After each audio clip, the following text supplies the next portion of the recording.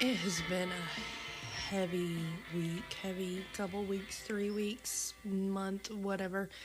Um, it's, I feel like collectively as a society, we've been going through it.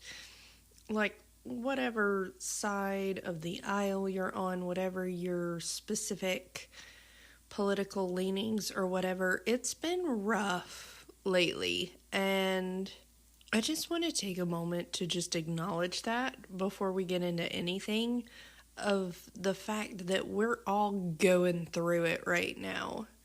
It's been rough. There have been assassinations, there's been mass genocide, there's been political assassinations and political targetings, and there's been so much violence and so much hate and so much fear. And it doesn't matter what you believe or how you vote, it's been awful. There's not been anybody of the middle of the road average person who's been like, wow, it's a good day today. It's been awful for all of us. And I just want to acknowledge that and hold some space for that. And just send some love to everyone who's listening, because I know I have listeners who have different political leanings than I do, and it doesn't matter. We're all going through it right now. It's been pretty horrific for all of us. And I just want to say that I love you. We're going to make it through this. We are going to make it through this. And I'm going to talk about that in this episode. But I just want to start out by saying, just acknowledging the difficulty that we're all facing. And it's okay that you're not okay right now. It's okay that you're afraid. It's okay that you're scared. It's okay that you're angry. It's okay that you are feeling a sense of injustice and a desire for justice, because all of that is valid. Hi, welcome back to the podcast. I'm your host, Naomi, and this is Mosaic in Progress. Today, I want to talk about just the current events, really. I know that's been the topic of my podcast for a while now, and it feels really icky to me to do that, because I started this podcast to talk about my past trauma, and now I'm talking about current trauma to society. But I think it's the right thing to talk about right now. It feels right. And I always choose my topics for the podcast intuitively. And this intuitively feels right. A theme that has been coming up for me. I've had several themes coming up for me. Let's start there. The past couple weeks or so, connection with society and with the world around you. If you follow me on social media, you will have seen the poem is a very generous term. The prose piece that I posted on Saturday, the 11th, talking about cars. That piece sat with me for 3 days. Normally when I write poetry or prose pieces, the inspiration comes to me, and if I don't write it down immediately, I will lose it. This piece came to me, and I was not able to write it down, and it stayed with me for 3 days until I was finally able to write it down. And it feels really special to me because of that. But I have a 35 to 40 minute commute every day. And every day on my drive there, I see dead animals on the road. And it breaks my heart that we live in a society that is so callous to life, that is so fixated on expediency, that we have created an environment where it is unsafe to stop or slow down, to keep from killing a living thing, or to stop afterwards and at least remove it from the road and have some kind of ritual. And we put so much weight on the word ritual. Rituals are just things that we do to mark moments, to be able to pull off on the side of the road and take the poor little cat or possum or skunk or whatever it was that you killed, squirrel, and lay it off the side of the road so it does not become flattened by other motorists, and so that it does not become a danger to birds, vultures who will come to eat its carcass. Because almost every bird of prey that you see dead on the road is because it was trying to eat a dead animal that someone else killed, and it didn't see the car coming towards it in time.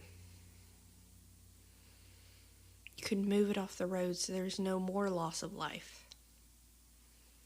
But our society isn't structured to be able to allow that safely, for the most part, in most roads, most areas of the world. And so every day I drive to work through carnage. And it is. We've become accustomed to it. We call it roadkill. We make jokes about it. But that is a living creature that was killed because someone was trying to hurry to where they were going. We are so fixated on getting where we're going fast that it doesn't even seem weird in our culture that we have to get where we're going fast, regardless of the lives lost along the way. We define ourselves by these fucking metallic hunks that we use to get where we're going quickly. And the thing that really struck me about it was not the pollution, not the roadkill, not even the capitalism or the patriarchal, misogynistic overtones that go along with it. The thing that really just keeps pounding in my head about this is the loss of humanity, the complete disconnection. I will be driving to work, bebopping along, minding my own business, and if I ride up on someone who's going slower than me and I can't get around them, or worse, if someone rides up on me on a 2-lane road and I'm going slower than they want to, and they're going to ride my bumper with the bright lights on, just basically hitched to my bumper, trying to intimidate me, suddenly I am in a very bad mood, and I can't stand this person. And they obviously can't stand me because they're using intimidating tactics. And this person can't hear me. I don't even know who this person is, but I'm cussing them out. And they're probably cussing me out. We're on a 2-lane road. Where am I going to go? I'm going as fast as I feel is safe. I'm going the speed limit, maybe a little over. What do you want me to do? You want me to go as fast as you're going, or a little bit faster, so that you're not inconvenienced by my presence. And I'm angry at you without knowing you. I got a bumper sticker for my car specifically because of people riding my bumper. It says go around. If it was supposed to be fast, it wouldn't be shaped like a brick. I drive a Jeep. I was hoping that people would see it and back off of me. It did not work at all. 'Cause that's one of my really bad anxiety triggers is people riding up on my bumper. And it happens a lot on my commute to work because it's a 45-mile-an-hour speed zone pretty much my whole way there. And people want to go like 55, 60 through there. It's not safe for me to go that speed limit in a Jeep, the Jeep that I have anyway. And so every day going to work, I get stressed out by people being intentionally intimidating. And I do a lot of shadow work around this. Like, I went through this whole thing, like, it's, the rear view. If you never looked in the rear view mirror, you would never even know that they were there. It would never be a problem. Now that's not true. Now that we're getting into the fall and winter months and it's darker when I leave for work, so people with their bright lights riding my bumper, shining into my rear view and side view mirrors, yes, I can't help but notice them. But it's a problem every single day. And I think about it a lot. Both my annoyance with the people in front of and behind me, and other people's annoyance with me. It's so easy on a commute to just completely dehumanize someone. That jerk, that idiot, that motherfucker. We do it all the time. And it's really easy to do, to just see them as less than human, to see them as an inconvenience or an annoyance. That's a person. We don't like to think of them as people,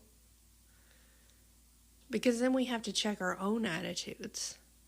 But this is the theme that is coming up for me repeatedly, is just this ability to dehumanize. And I see it even in my social justice warrior, politically active friends. They really like to talk a lot about the people who aren't doing what they're doing. And it comes from a place of fear. It does. Which is valid, because this is a very fearful society that we're living in. But every single one of them that I know that speaks out in the way that they do against the people who are on their side, they are absolutely terrified of the world that is becoming, and justifiably so. And they think that if we just protest a little more, if we just all band together and we all protest and we all stop eating beef or whatever, that everything's going to be okay. And that's not the reality of the situation. The reality of the situation, I've talked about this in multiple podcasts before, the reality of the situation is we are already descending into Nazi Germany timeline. Not that it's coming, not that we're headed that way. We're already in the first stages of it, or second or third, or depending on who you talk to and the historians that you talk to. We're already there. We're already in fascism. We're already in authoritarianism. The president sent out troops against our own countries, and no one fucking stopped him. If you think you can vote that out, you're delusional. And this is the problem that I have so much with the people who should be allies, with all of the other allies. They think that we can just stand on a street corner with a sign and we're going to fix things. They think we can just go vote and we're going to fix things. That is profoundly disconnected from reality. That is so profoundly ignorant of history. The only way to stop this is by force. And no one wants to admit that. We are at the point, you can't vote this out. You can't protest this out. You have to take it back by force. And I'm sure this is putting me on a list. And if I wasn't already on a list, well, here I am now. The reality of the situation is that we failed. We failed to be revolutionary France when that is what we should have become. We're Germany. We are 1930s Germany.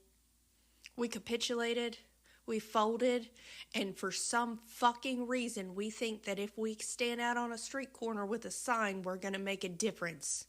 They have the military and they're using it illegally and unconstitutionally, and we're not stopping them. Why do you think your protest is going to make a difference? They are illegally shutting down Congress. They're illegally preventing Congress from returning. Everything this administration does, everything, is illegal and unconstitutional, and no one is stopping them. No one is stopping them. There are no checks. There are no balances anymore. Everything that was put in place to check and balance has failed. There's no more democratic republic. We're in authoritarianism right now. No more King's protest. Why? What the fuck do you think that's gonna do? What are you willing to do at that protest? Where are you willing to go? Because the thing is, you can say no more kings all you want, and you can feel good about yourself for holding a sign and standing on a corner. You haven't changed anything. You haven't done anything. You might meet some fellow people who think the same as you, but that protest isn't doing shit. And I really don't like saying this because I really do support my friends who are very passionate about going to protests because I know their heart is in the right place. But somebody needs to say to them, your protests aren't doing shit. They aren't. Is Donald Trump still in office? Yes. You still have an authoritarian regime then. Because quietly, and no one really talked about it very much, I noticed, when the secretaries of state validated the election results, it was found that actually Donald Trump didn't win the election. Kamala Harris did. By like a pretty significant margin. But that was very quiet and it was swept under the rug and nobody talks about it. Which is really ironic for someone who staged a coup because he said his election was stolen from him. Elon Musk literally admitted to paying off to win the election for Donald Trump. He was not legally, ethically elected to office. It was done through paying people off and tampering with election results. So you can storm the streets all you want, but we've gotten so fucking pussyfied with our protests. I don't like using that term, but that's the best one that I can use because protests used to mean something. You think about the first Pride Parade, throw a fucking brick. We're like, oh, be peaceful. Let's be peaceful. Let's show them that we're peaceful. Why? They're not. They're going to shoot a priest in the head with a bullet. A pepper bullet, excuse me. That's so much better than like an actual bullet, I guess. I mean, he didn't die. Like, we think that just like peacefully protesting is going to change something, and it's not. It's not.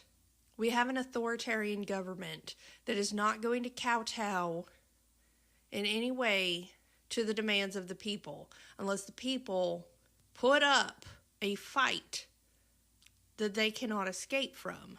Standing on the street holding signs isn't intimidating to them. They don't give a fuck about that. They can just shoot you in the head with a rubber bullet and call you a terrorist and have you deported.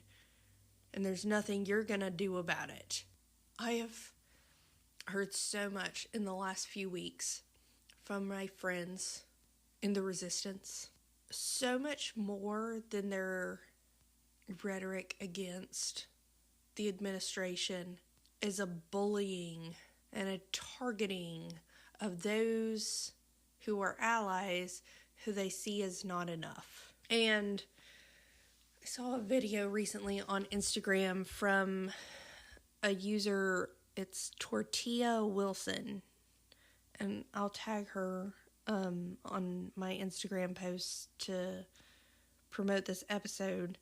And she had a quote in her video that was just, she was talking about billionaires in this video. And she was talking about like the least rich billionaire to the most rich billionaire.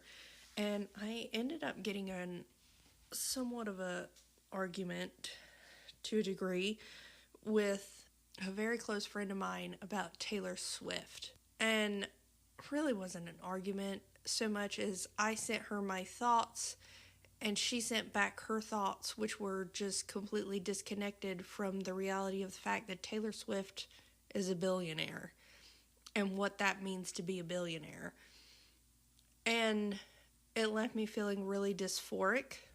And I've been feeling dysphoric about a lot of my close friends lately, because when I try to talk to them about Amazon or Target or Starbucks or Taylor Swift or any of the problematic corporations or billionaires that are so prominent in white women culture, they don't really care. And it's really hard to see people who I love and respect just not care about supporting people or organizations or corporations who are causing so much harm in the world. And these are not bad people. These are good people. These are people who I have more respect for than just about anybody else in the world. But to see them be callous is heartbreaking to me. It's one thing to say, I'm trying, I'm doing my best, I'm figuring it out, because there are so many corporations and it's just ingrained into our way of life at this point that, you know, you turn one way and you're like, okay, well, I won't spend money on this corporation. I'll buy from this brand instead. Oh, whoop, nope, that one's bad too. And you turn, oh, nope, that one's bad too. And to be overwhelmed by trying to find one that's not funding genocide or contributing to our downfall is absolutely valid. But to just say, I don't care about politics or whatever, it's heartbreaking to me to watch the downfall of my country and the people who are closest to me, to not even be able to have conversations with them about it because they don't care or they're defending a billionaire. It's heartbreaking. And this is the reality, because everyone's got their favorite billionaire and everyone's got their favorite corporation and everyone's got their favorite pet thing that they make excuses for. The fact of the matter is that there are no ethical billionaires. And I'll use an example that everyone will understand, especially those in the South. Dolly Parton should be a billionaire right now. She should be. The only reason Dolly Parton is not a billionaire is because she gave away so much of her money to help children with her imagination library and help people in the area where she grew up to build businesses and help commerce so that the area where she grew up could thrive and they would no longer be extremely poor people who couldn't even afford to eat. She did that on purpose with her money. She should be a billionaire right now. She's not, because she poured back into her community. I used to be a fan, not like Swiftie fan, but I used to be a fan of Taylor Swift. I can no longer back her because she went from being a 1 billionaire to being a 2 billionaire and is continuing to do money-grabbing music releases. Okay, you can say, you know, it's for the art. She loves the music. She doesn't have to charge for any of that. She literally doesn't have to. She could never work again a day in her life and still be fine and still have enough money and have money left over. That's how much $1 billion is. We don't really have a concept of how much $1 billion is because it's so exorbitant. But she literally doesn't have to charge for another thing the entire rest of her life. So she could still keep making music. She just doesn't have to charge for it. But she keeps doing these, I'm going to do these multiple album releases. I'm still gonna, charge for tickets to my shows. She could do free shows. With the economy the way that it is, she claimed, to be opposed to Donald Trump, to be a Kamala Harris supporter. She knows what the economy's like. She could let her fans come see her for free. She chooses not to. She chooses to keep making money that she doesn't need. And there's no justification for that. There isn't. And I'm not specifically trying to pick on Taylor Swift. Every person who is a billionaire deserves to be picked on like this. Because, we think millionaire, billionaire. No. Literally, she could never work another day in her life and keep spending exorbitant amounts of money every day of her life. And she still wouldn't run out of money before she died. That's how much a billion is. It's unethical. And they say, and I used to be the one, she gave the $100,000 bonuses to people on her Eras tours. And, all of this stuff. Donated the money to the food banks. Not that much in comparison to what she's got. She didn't donate millions of dollars to food banks. She didn't give millions of dollars to people on her Eras tour. She could have afforded it and still been a billionaire. That's how rich she is. She could have given millions of dollars and still been a billionaire. She gave pennies.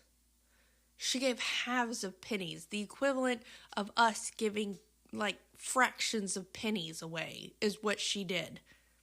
See, we hear $100,000 and we think, that's a lot of money because we don't have $100,000. But in comparison to what she has, she gave fractions of pennies. And this is the person that we're holding up as this example for our children, an example for young girls. And it breaks my heart. It absolutely breaks my heart, especially given her, she's been out of the interview circuit for a while. She wouldn't do interviews.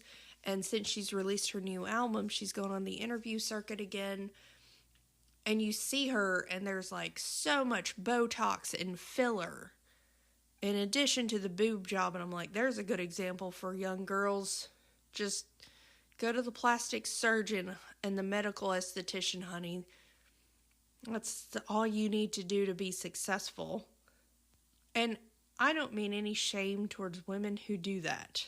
But if we're talking about someone who's an example for young girls, why are we using someone who is adhering to patriarchal beauty standards by injecting poison into her body? Pamela Anderson's a better example. And that's kind of sad to say, given Pamela Anderson's past. And then she goes on interviews talking about how his career is so dangerous and talking about him like he's a soldier going off to war and diminishing her own self and saying, who am I thinking about choreography while he's out there on the field risking his life? What kind of message is that to send to young girls, for them to think that you can be a strong, independent woman who don't need no man. You can build your career, be awesome all on your own. And then when you find this man, whoever he may be, then you just sit down and make yourself small for him, because that's the message that sends. And I've heard people defending it, and I remember hearing similar messages as a child. And the defense of that is bullshit. Because what children hear is so different from what adults hear. A child is going to hear that and think, yes, I can be myself and be amazing and be wonderful until I meet that man. And then I just make myself small for him. And I'm sorry, but that's indefensible. You don't make little girls play small. You don't. And this became so much more of a Taylor Swift bashing episode than I ever meant for it to be. But it's really about our culture and the things that we accept. We accept so much, just the Starbucks runs and the Target hauls and the Shein hauls and Temu hauls and the Amazon spending sprees and the Taylor Swift album release staying up till midnight, and we are supporting our own demise, and we won't even accept the fact that we're supporting our own demise. We are supporting billionaires who want nothing but to suck the life out of us, to take away our way of life, our livelihood, our sustenance, to drain our land of its natural resources. I see so many of my friends posting AI images and all of this AI bullshit. The AI, if you aren't aware of it, AI has to build these huge data centers. And these huge data centers to run AI require so much water that they are causing droughts in the communities that they're built in, to the point that the local governments are asking local residents to limit their showers, to limit their water usage. Not because there's an actual drought, but because the AI data centers are consuming so much water that there's not enough for the people. But we think it's okay to, make a cute little AI image of ourselves, or ask ChatGPT, or do a Google search and use the AI recommendations. We're so ignorant of how we are contributing to our own demise. And that's what this whole thing is about. We are so ignorant of how we are contributing to our own demise, and we think that protests are going to do something. We think that yelling against the people who are chronically ill, who can't get out to a protest, and shaming them for not protesting is doing something good.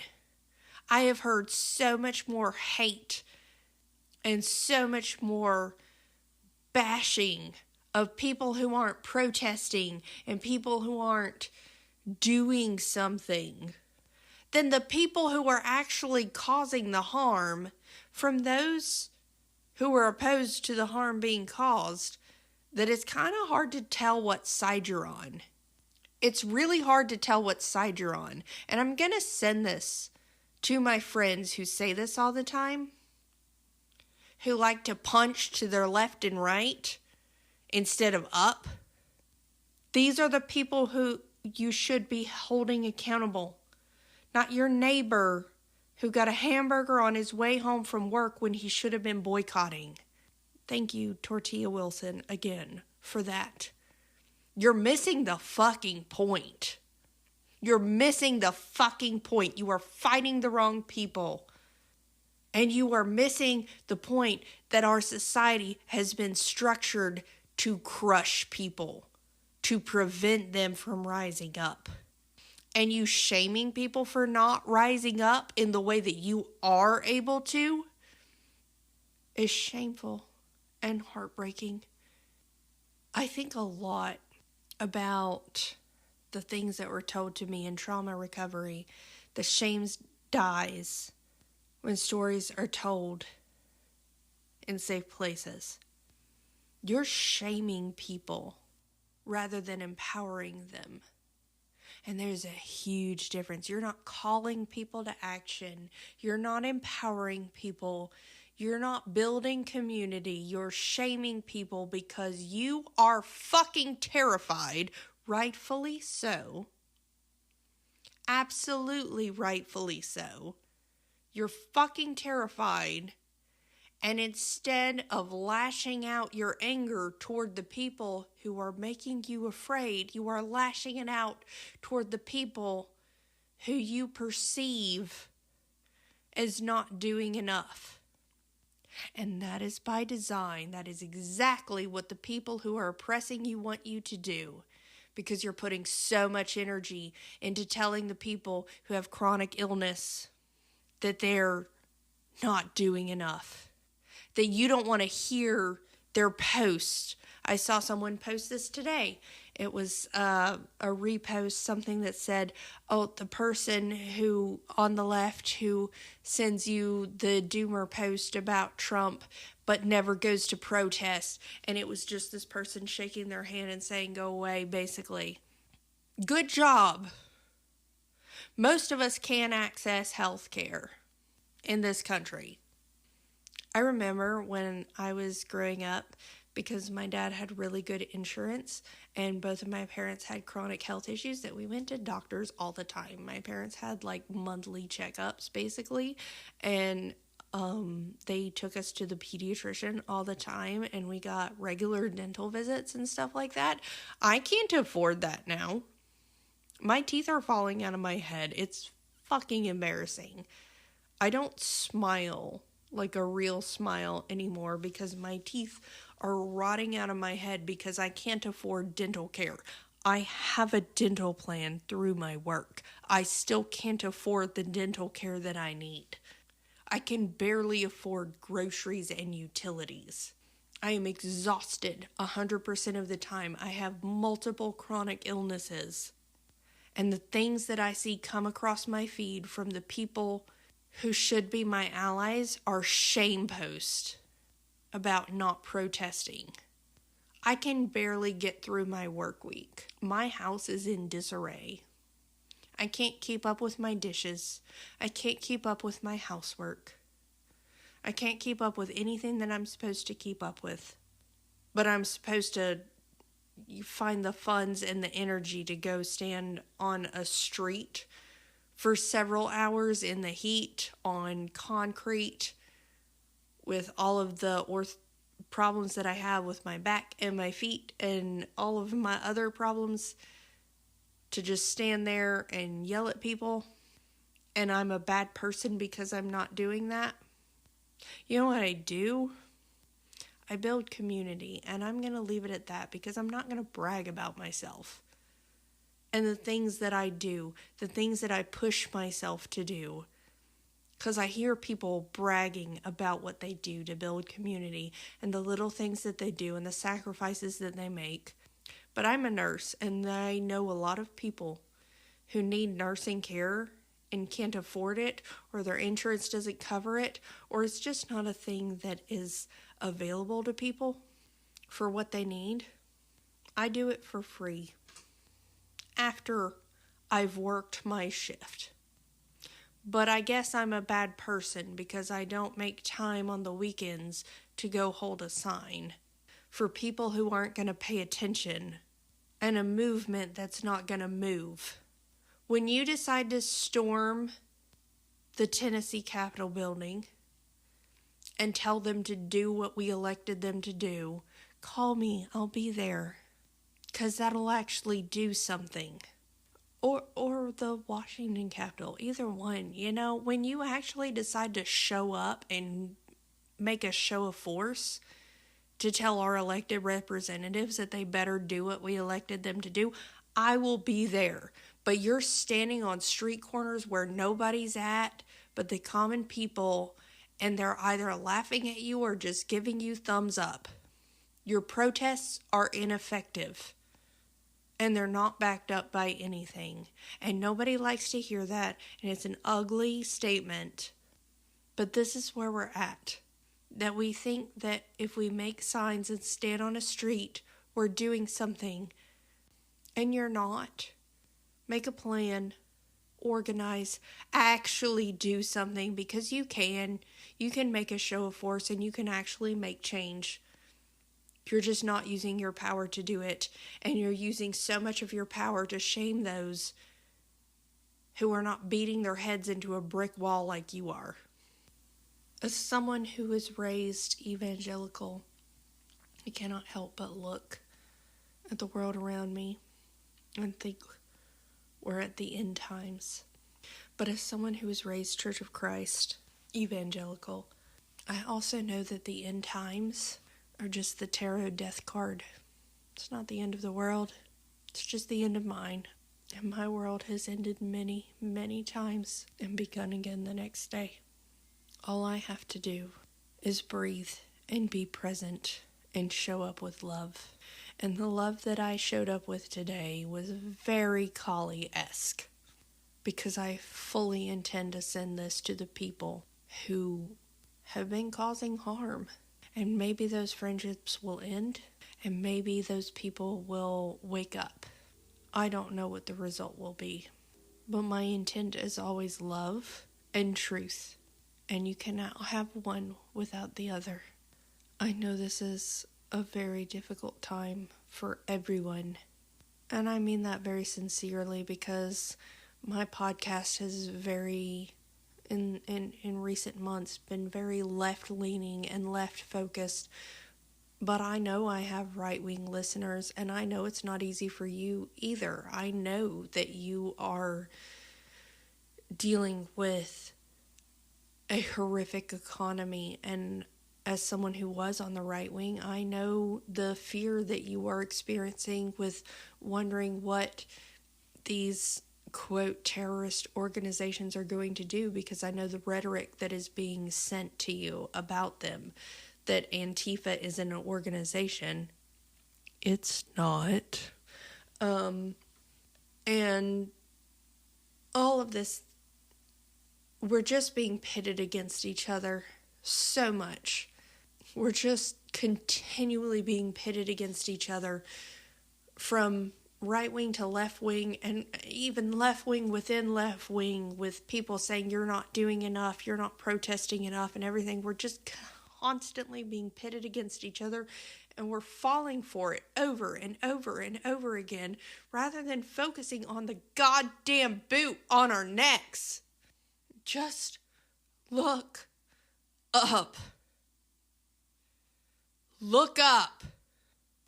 And then reach to your right and reach to your left and grab the hand of your neighbor and shove the motherfucking boot off. Because we all want the same thing. We all want to be able to just live our goddamn lives. To pay our bills and support our families and eat and have a little fun and do some work that means something to us. Make a little art and leave something in the world that's us. For some people, that's a child. For some people, that's art. For some people, it's a legacy. We all want the same thing. And we're being told by those in power and those with the money that we're so different from each other. And we're not. We never have been. The differences are what they want us to believe are different. So focus on your joy and focus on your purpose. Focus on the love for the people around you, and reach to your left and reach to your right and grab the hands of your neighbors and don't fucking let go. Because that's the only way we're going to get out of this ahead. Because if we don't, we're going to be another example to history. And we're already headed down that path. We're going to be another Holocaust. We've already begun it. And we can't stop that if we're virtue signaling and shaming and judging. Keep looking up with your judgment. Keep looking up with your judgment. Keep looking up with your judgment. I hear too many people who are on the front lines looking side to side with their judgment. Look up. Look up. Look up. And reach to your left and right. Hold the hands of the people who are struggling with you, who are fighting with you. They don't have to be exactly like you. We all have a part to play in this. Look up. That's where your fight is. Reach out. That's where your comrades are. That's where your fellow warriors are. And we all have a part to play. And they don't have to look like you, and they don't have to fight like you. And you don't have to feel alone because they're not fighting like you. We all have a part to play. Look up for your fight. Reach out for your support. I love all of you so much. I cannot even express to you how much you mean to me, those of you who tune in every time I post, those of you who have been subscribed for a long time. This has been such a labor of love for me, and I never expected it to go as long as it has. I think I'm on 2 years now, 3 years. It's fucking ridiculous. I cannot even put into words how much it means that you're here with me, that you're still here with me, and that I still get to keep doing this. Go hug someone today, even if it's yourself. Go look at yourself in the mirror and tell yourself good job. Because you're fighting, you're continuing to fight. And you're fighting for love, and that's more important than anything in this world. We get really hung up on the fight, and we forget that the point is love. You're fighting for love. I love you all so much. Please join me next time on the podcast as we both continue to work on our mosaic in progress. And as always, please follow me on social media. I'm on Facebook, Instagram, TikTok, YouTube. Look for me, Mosaic in Progress. And come back next time for the continuing journey. Hang in there, y'all. This is a long haul. This is not a sprint.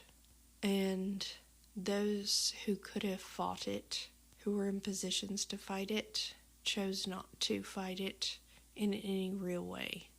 So be gentle with yourself, be patient with yourself, and be patient with those around you. We are set up in a society that was conditioned and structured to prevent us from fighting against it.